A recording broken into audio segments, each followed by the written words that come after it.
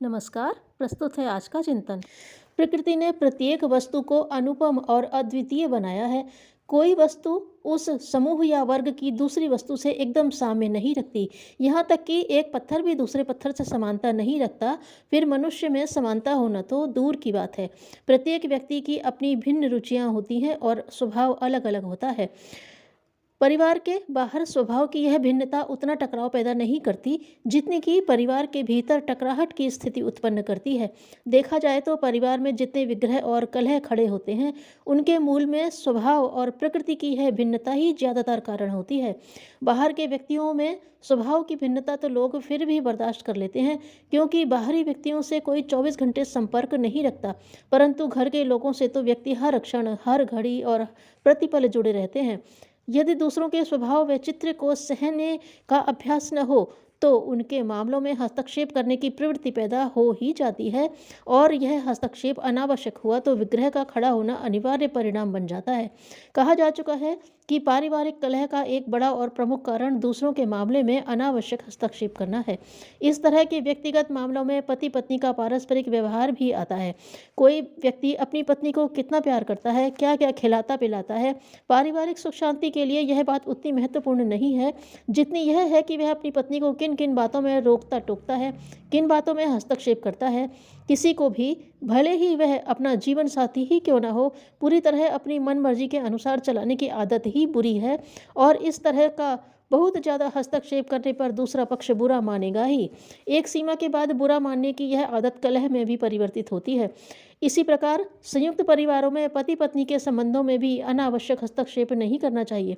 कोई पति अपनी पत्नी को कैसे रखता है, उसे क्या खिलाता पहनाता है, इस विषय में तब तक कोई टीका टिप्पणी नहीं करनी चाहिए जब तक कि उसका संबंध किसी के प्रति पक्षपात या परिवार के बजट को प्रभावित करने वाले कारणों से न हो। ऐसा करने पर दंपति बुरा मान सकते हैं। उनमें यह प्रतिक्रिया हो सकती है कि उनके पारस्परिक प्रेम के प्रति ईर्ष्या की जा रही है।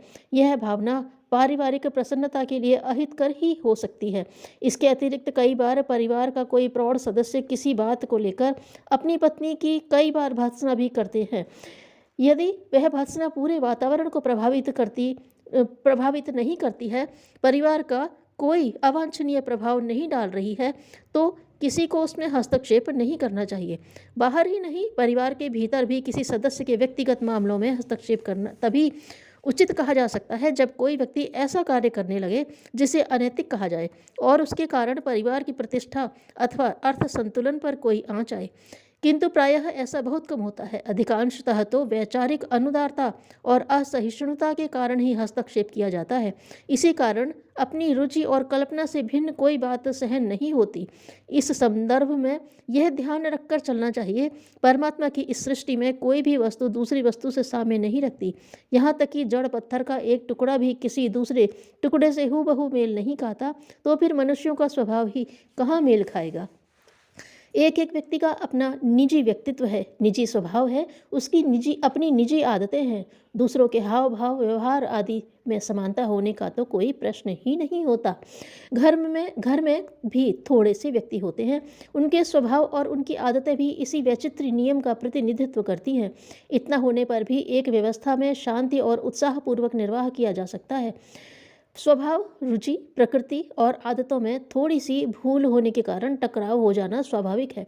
इस टकराव को टालने का प्रयास करना चाहिए, ना कि उसे महत्व देने का। यदि दूसरों की भिन्न प्रकृति के प्रति एकदम अनुदार दृष्टिकोण अपनाया गया, तो उससे पारिवारिक शांति नष्ट होने का खतरा बना ही रहेगा। और कहा जाए कि इसी कारण परिवार में अधिकांशतः विग्रह उत्पन्न होते हैं, तो कोई अत्युक्ति नहीं है। जीवन के अन्य क्षेत्रों में इस तथ्य को चरितार्थ होते हुए भले ही कम देखा जा सके, परंतु परिवार में यह नियम प्रत्यक्ष देखा जा सकता है। जिद्दी और हठी स्वभाव के सदस्य जो स्वयं को न जाने किन किन कल्पित विशेषताओं से युक्त देखने के आदी होते हैं, वे सर्वप्रथम अपनी प्रतिष्ठा से ही हाथ धो बैठते हैं। पारिवारिक प्रजातंत्र में उनकी भूमिका धूमिल हो जाती है, क्योंकि परिवार के अन्य सदस्य सोचने लगते हैं कि यह व्यक्ति अपनी बात पर ही अड़ जाएगा। इस आशंका से इसका कोई परामर्श लेना ही ठीक नहीं है। परिवार में जब यह स्थिति बन जाती है, तो बाहर क्या स्थिति हो सकती है, इसका आसानी से अनुमान लगाया जा सकता है। इसके विपरीत अनुकूलन की प्रकृति, दूसरों से सामंजस्य और तालमेल बिठाकर चलने का अभ्यास, प्रकृति में उदारता और सहनशीलता परस्पर सहयोग और त्याग के गुणों का विकास करते हैं, जो पारिवारिक जीवन में सुखद परिणाम प्रस्तुत करने के साथ साथ बाहरी जीवन में भी सफलताएं प्रस्तुत करते हैं। अस्तु जहाँ तक हो सके दूसरों के प्रति असहिष्णु, अनुदार या हावी होने की प्रवृत्ति नहीं अपनाई जानी चाहिए। किसी को अपनी व्यक्तिगत रुचि जो हमें पसंद नहीं है किंतु उसमें कोई दोष भी है तो उसे संबंधित सदस्य का व्यक्तिगत विषय मानकर उसकी आलोचना नहीं करना चाहिए। उदाहरण के लिए किसी को चित्रकारी का शौक है तो किसी को संगीत का या साहित्य का। अब यह शौक कुछ सदस्यों के मनोनुकूल नहीं भी हो सकते हैं, परंतु इसमें किसी को आपत्ति करने का कोई कारण नहीं है। कई व्यक्ति तो अपनी इन रुचियों के प्रति इतने संवेदनशील होते हैं कि वे एक बार अपनी आलोचना सहन कर लेते हैं किंतु अपनी रुचि के विषय में कोई टीका टिप्पणी नहीं सह सकते। वैसे भी किसी की रुचियों पर टीका टिप्पणी करना उनके व्यक्तित्व पर आक्रमण करने जैसा है, जिसकी परिणति कलह और विग्रह के रूप में ही होती है। धार्मिक विश्वास और राजनीतिक मान्यताएं भी इसी कोटि में आती हैं। यदि पूरा घर आर्य समाजी है और कोई राम या कृष्ण की मूर्ति पूजा करता है, उनके भजन गाता है, तो उसकी आस्था में हस्तक्षेप करना अपना अधिकार नहीं समझना चाहिए।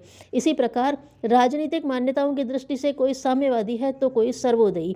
प्रत्येक व्यक्ति को अपनी स्वतंत्र विचारधारा रखने का अधिकार राष्ट्र और समाज ने रखा है, तो कोई आत्मीय जन ही उस स्वतंत्रता का हनन क्यों करे।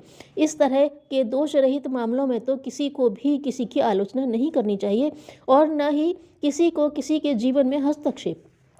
जिस परिवार में एक दूसरे के विचारों, मान्यताओं, रुचियों और निर्दोष आदतों का समान आदर होता चलेगा, उस परिवार के सदस्यों में अधिक से अधिक मित्रता का वातावरण ही बनेगा। धर्मनिष्ठा को आचरण की गरिमा में देखना चाहिए। मात्र प्रवचन कर लेने, पांडित्य अर्जित कर लेने का नाम धर्म नहीं। धन्यवाद।